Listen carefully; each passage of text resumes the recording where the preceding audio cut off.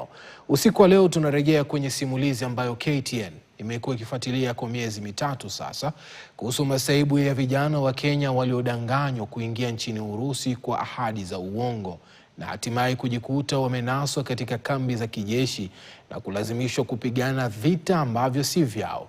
Baadhi wamerejea nyumbani, lakini mamia bado wamekuwa magezani wakishawishiwa na mtandao hatari wa ulanguzi. Vera Mora na kina cha taarifa hii. Baada ya miezi kadhaa ya uvumilivu na vilio vya chini kwa chini kuomba msaada, Wakenya waliokwama Urusi hatimaye wamerejea nyumbani, huku mamia wakiwa bado wamenaswa katika kivuli cha mtandao hatari wa ulanguzi. Tangu mtandao huu kuanza, Wakenya 82 wamewasiliana na ubalozi wa Kenya jijini Moscow.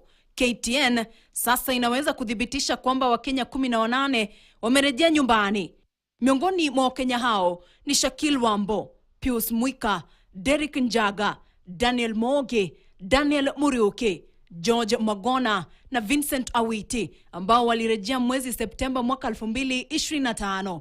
Mwezi Oktoba, Benson Oso Osieko na Kevin Kariuki walirejea nchini, na mwezi Agosti Wilson Manyola akarejea. Mwezi Novemba mwaka 2025, Orima Otieno, Chesang Athman, Newton Malero, Charles Lengine na John Kariuki vilevile walirejea nchini. Mwezi huu wa Disemba mwaka 2025, Stanley Mungai, Brian Kimutai na Michael Barasa vilevile walirejea nchini na kurejea kwa familia zao. Hawa ndio Wakenya manusura wa mtandao huo wa ajira za Urusi. Wengi wao wako kati ya umri wa miaka 20 hadi 30, huku wakiwa na historia ya polisi na jeshi. Wakenya hawa waliahidiwa kazi nje ya nchi, lakini ahadi ziligeuka na wakajipata wakisukuma kwenye mstari wa mbele wa vita vya kigeni. Katika kipindi cha miezi mitatu iliyopita, KTN imezungumza moja kwa moja na angalau Wakenya 10 na kueleza kuwa Wakenya 200 bado wamekwama Urusi. Tangu kuanza kwa vita vya Urusi dhidi ya Ukraine mwaka 2022, uajiri wa kijeshi wa Urusi umeenea hadi mataifa ya kusini mwa dunia.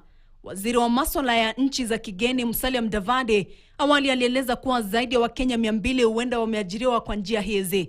Ubalozi wa Kenya jijini Moscow umedhibitisha visa vya majeraha miongoni mwa raia wa Kenya na wengi waliokwama huko vitani.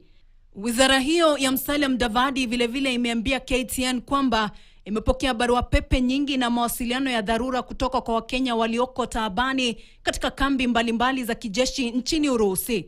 Baadhi yao wameripoti kujeruhiwa, huku wengine wakisalia kama wamenaswa kwenye ajira hizo za kigeni. Kwa sasa, swali linabaki. Je, ni wangapi zaidi bado wako ugenini, wasioonekana, wasiosikika na washirika wasio wa hiari katika vita ambavyo si vyao? Vera Mora, KTN.